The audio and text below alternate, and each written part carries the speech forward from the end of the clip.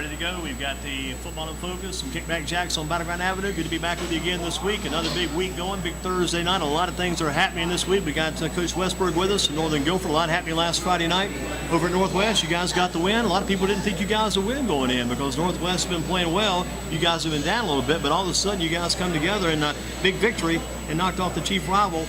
For you, was that your first win? It's my first win, yeah. First win in the series, Coach Westberg. Good job. How did it feel to get that first victory? How did it feel just for the guys to get that win? Yeah, it was big for our program, especially after last 2 weeks. And in the game against Statesville, we really didn't show up and play the way we're capable of playing. And last Friday we came out and played the way that our coaching staff expects them to play. How did they make the change like that? Sometimes the change seems like it's overnight, but it took a week or so. How did your guys make the change and come around? Well, I think they realized. They realized that they didn't come out ready to play the week before. And do you think it was one of those things? The talent was there all the way along. It just was a matter of bringing it out of them. I think so. I mean, I got a great group, and they're unselfish, and they understood that they didn't bring their game that week, and we hoped it all week, and they responded. You think about that, you look towards your leader, Tyler Flippin. What kind of game? We're looking back. Our mind's kind of distorted today because there's so much going on. We got the games that played last night, still got those in our brain. Got this Page situation where Page today will be forfeiting 3 of their games to begin the season. They're going to be forfeiting a game against, according to the reports we've got, Page will forfeit to Davie County, Northern Guilford, Dudley, and then they'll pick up a win against Eastern Guilford and a loss. They lost 14-7 to Reagan last night. So Page would go from 4-1 to 1-4 right away. So that's on our brain today. Got last night's games on our brain. But going back to last week, your guys got that win. That was probably the biggest upset I think of the week. Was that really an upset in your opinion? Because you guys you knew you had it, but then you beat Northwest. They just knocked off Southeast the week before. You just knocked off Dudley last night. This is like throwing up in a crazy season. But for you guys, was that an upset? You guys you expected to win that game? Yeah, of course, we did expect to win that game. We know when we come out and we're ready to play.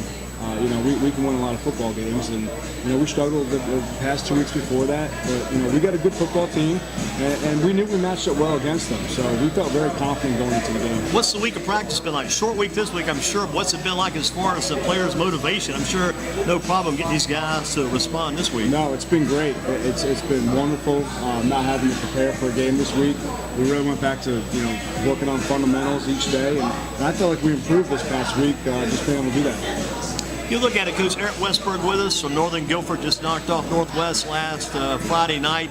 And again, no practice today or tomorrow. So what do you tell the guys? To just go home and take it easy, rest? What's the plan for the kids when they head out after the practice yesterday? Well, try to stay active. We got 4 days off. My message to them was to stay active when the weather presents itself where you can go out.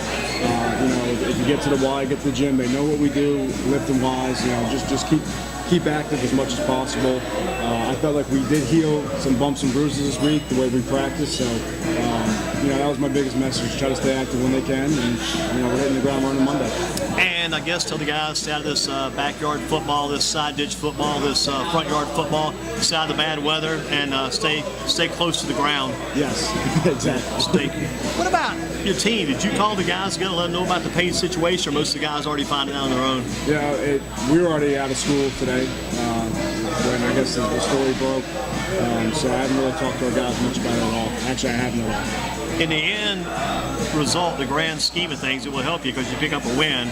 But again, you hate it for Page what happened there because maybe due to some paperwork or something went wrong, went haywire as far as collecting the academic numbers. That kind of went by the wayside somewhere.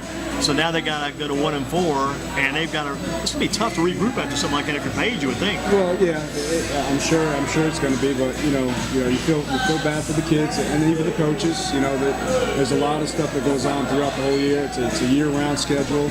And, for that situation to happen, you feel bad for them.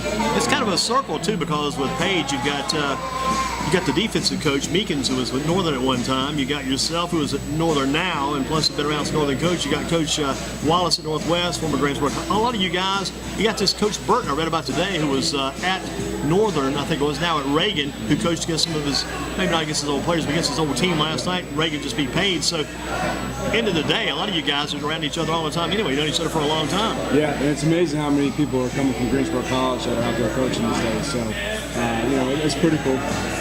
What about Coach Roscoe? I mean, do you ever hear from him? Does he come around? He did come out there, I think, back when they had the Keenan Allen combine, I think, didn't he, in the summer? For the camp this summer, yeah. And he usually comes to a game or two during the year. I haven't seen him yet. What about now to win the Mid-State 3A? That's got to be the goal. When do you guys start conference action? Is that you got to just McMichael next, right? You start against McMichael.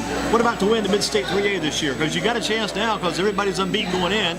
You already know that Western Alamance is beatable. Eastern Alamance is beatable because Southern Alamance has beaten them already. So those guys are teams you can beat. You know, Northeast, you compete well against them all the time. Boy, you've had some good games against the Rams the past couple of years. So how about winning the Mid-State 3A? How do you do that this year? Well, you know, we always look at our seasons, 2 seasons. Our non-conference schedule is very difficult and tough. And then, you know, now we're into the conference play, and we feel very good where we are, very good as a program.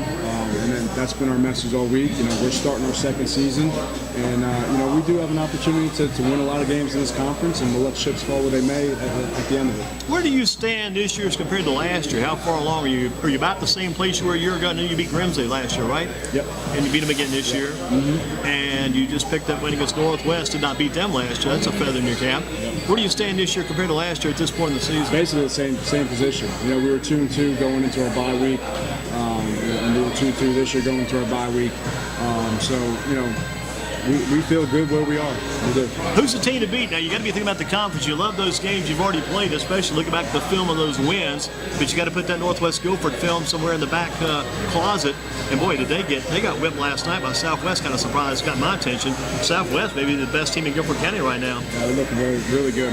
What about though the team to beat the Mid-State 3A? Again, is it still the Alamance County teams, Western and Eastern? I think you got to put them always in the mix. You know, both coaches do a phenomenal job with the program. They're always retooling each year. You know, both did have heavy senior classes, so you know they're still finding their way to get their identity of who they are this year, and they're 2 great coaches. So you know they're going to get better and better each week. And then you got Northeast. You know they do a good job, and they're very athletic. You know, they beat us last year at the end of the game. Heck of a game last year. Yeah, it was a heck of a game, and you know, so we know they're going to be a tough opponent. You know, Moorhead's won some games this year. They're surprising some people. Stallard does a good job with them. You know, Rockingham as well. They had a really good season last year. So you know, there's a lot of good coaches in our conference as well. So you know, we got to take one game at a time and we'll go from there. I guess you're happy the way the format lays out right now. You got a good format to work with because you're 3-2 and you're taking care of some business already. So you look at that format now you've got laid out. You're probably pleased where you are and that you see what you can do. Yeah, absolutely. You know, it's our destiny. You know, it's what we do each week. It's on us. You know, if we want to win the conference, it's how we play each week. So what about the guys you brought out tonight with us? You got some of the players here from Northern Guilford. Let's take a look at some of those kids you brought. You got Tyler Flippin. Talk about Tyler. I mean, you got a responsibility as a coach. You got a job as a coach. You got to pick a quarterback, and you've had Jacob Leonard and Tyler Flippin together. Off and on, there have been injuries. Hold both of them back occasion. One goes down, the other guy steps up. Right now, Tyler's in front. Talk about him and leading the team this year. Well, yeah, you know, last year with the injuries, he had a really difficult season, and Jacob stepped in and did a heck of a job for us last season. You know, the first couple games, we're trying to fill it out and trying to see who had the hot hand, and you know, we made a decision going into Northwest. We thought we could run the ball with the quarterback a little bit more, and Tyler gives us that. And, you know, we saw Jacob running around, catching routes, playing receiver, and we moved into receiver for that. That's a good move. Get him on the field. That's right. You got to get your best 11 on the field, and that's how we looked at it. And he bought into it right away. He was excited for it. We got a big catch for us in the first half. So, you know, we're going to continue with that model going forward, but, you know, I don't think you'll see the last of Jacob quarterback taking snaps either. So it sure worked for Coach Kirby back around 1984-85 when he had Mr. Moser and Mr. Ellis together at his school and put Mark Ellis, or Todd Ellis, his brother Mark was there before, but put Todd full-time at quarterback, put Moser at the receiver spot. That worked good. The quarterback run-in of Tyler Flippin impresses me too. Good, very good runner. It looks like to me, based upon the football we're watching these days, this is what I came to this great conclusion today. Looks like our coaches and players are watching the Carolina Panthers play on Sunday and say, boy, Cam Newton runs that ball well. That's what our quarterbacks run too. It looks like a Cam Newton form of football these days. Yeah, it's an extra dimension for the defense to worry about. And when you can have a running quarterback and a quarterback that can throw the ball, you know, you got a good chance of moving the ball and scoring points. Yeah, a lot of defenses are kind of used to that quarterback's kind of tentative. He'll step across the line about a yard and a half. He'll kind of freeze for a second, then he's afraid to get hit. Nowadays, the quarterback finds the hole. Yep. He hits the hole hard and runs. Yeah. And this is something we wanted to do with Tyler last year, but the injuries set that back. And even when he came back, we weren't in that position to really run him much. And we did some zone read with him stuff in the past couple of years, but we were running true quarterback runs last Friday, and it just helps our offense out tremendously. Call that number last night. Southeast called that number. Their quarterback Ryan Douglas, who's a lot of people saw in the first part of the year, said, "Golly, this kid's came in. He's got a great arm throwing baseballs. He's got a college scholarship at UNC Asheville, but he's passing the ball well. But he's become a very good running quarterback too for Southeast. It gives them that extra dimension right now." Yeah, it's huge. When you have a running quarterback and throwing quarterback, it makes you as a coach sleep better at night. And third down's bigger too, isn't it? Oh, huge. We've been struggling on third down up to last week's game, and I think we were at 57% on third down, which is where you want to be. If you can be 57-60% on third down, you got a chance to win a lot of games on Friday night. And you think about those added dimension of their quarterbacks. I mean, you look at Southeast, you hear about Southeast, you hear about Dudley. At the end of the day, all you guys are 3A teams, so you're all together anyway. You may see each other depending on the classification. In the year, you may be in a playoff game against those guys. Absolutely. Yeah. The football here in Guilford County is awesome. There's a lot of good athletes, a lot of good coaches. So, we follow each school and just see how they do. But you're right. We could face one of them possibly early on in the playoffs. Just depends on where. And you'd much rather face them than drive way down toward Havelock or down toward Brunswick County, right? Yeah, that hasn't worked out too well for us in the last 2 years. Yeah. What about? We want to get a home playoff game this year. Absolutely, that's the big plus. Because I remember the home playoff games back in the days when guys like Asheville would come to Northern Guilford, wipe them off the map the first game. This guy comes in out of Chapel Hill. But those are good days. Those days are coming back. What about Christian Bass? He's been a plus for you for a number of years now. He's been awesome. Yeah, he started as a true freshman the year before I got here. He's the all-time leading tackler in the Wow, that says a lot, man, because you had Ripberger with the red-headed Ripberger kid. Chris, he was a big-time tackler. That's a lot of key tacklers over the years. Yeah. Had some other kids, too. The kid that went to A&T, his name escapes me now, Ruff, one of the Ruff brothers. Yeah. Those guys were excellent tacklers back in the day. Yeah. All-time leading tackler, Christian Bass. Christian Bass. And I think his brother, Mark Mitchell, was at one time the leading tackler. Man, he broke his record. He sure was. And he broke it last year, so it's going up and up. This year, I think he has 14 tackles for a loss in 4 games, which says a lot about who he is. He plays hard, doesn't take the play off. Should be a college player. Oh, yes. There's no question. Should be, because there was a kid that played at Northern, went to Western Carolina. The kid escapes me now. He played, I'm not sure if Prelude went to A&T. He came out of Northern, Prelude did. There was another kid came out of Northern, went to Western Carolina, played basketball and football in high school, became, I think, all football toward the end. But you've had some great players, but Christian Bass being one of those guys and be the leader, that says a lot. I mean, he is the leader of our team. The one thing about him, and trying to find the right school for him, he's not a big combine guy. He's not going to go to these camps and run 4.240 and this and that. But when you watch him play every single snap, as hard as he goes, there's going to be a college that's going to wow him. Yeah, the fun part watching him will probably be the plays on the other side of the field. See how he shows up on those. He's probably coming across the field, making tackles, coming across all the time. All the time. I mean, he's making saving tackles for us. And we play him at outside backer, and we bump him inside backer sometimes too. So he's playing both for us, playing in every special team for us. He's been awesome. How is he in pass coverage? Oh, he's great. He's good. He can drop in those zones. He's had some big picks for us in the past. Drop in pass coverage, and he can play man coverage too if he needed to. Here's the big question: does he play the offense?